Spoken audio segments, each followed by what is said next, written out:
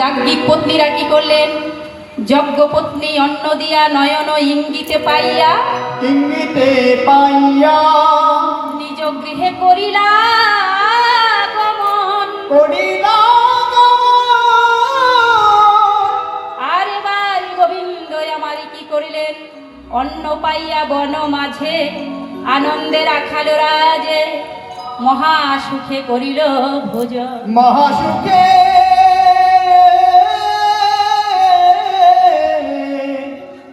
করিল ভোজন। আনিয়া পলাশ পাত বাড়িলা ব্যঞ্জন ভাত। আনিয়া পলাশ পাত বাড়িল ব্যঞ্জন ভাত। আনিয়া পলাশ পাত বাড়িল ব্যঞ্জন ভাত। আনিয়া পলাশ পাত বাড়িল ব্যঞ্জন ভাত।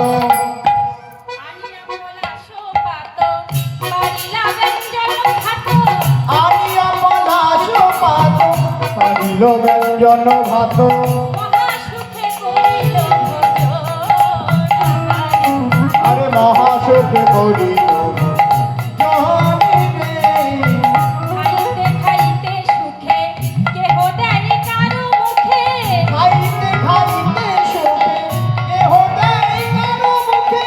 খাইতে খাইতে সুখে কেহ দেয় কারো মুখে।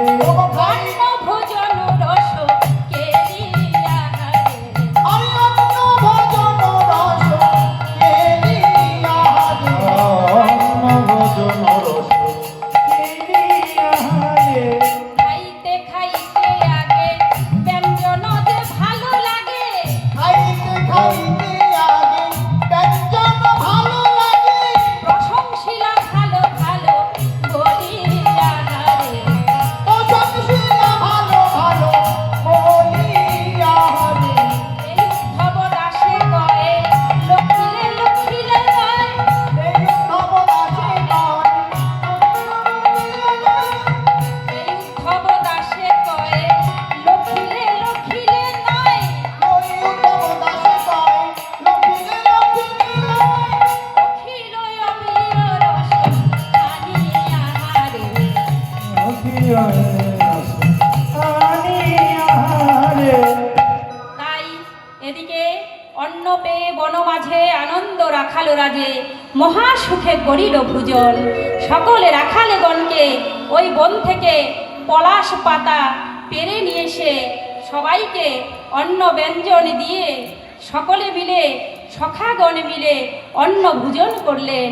অন্ন ভোজন করে মহা আনন্দে তারা আনন্দে এবার কি করলেন?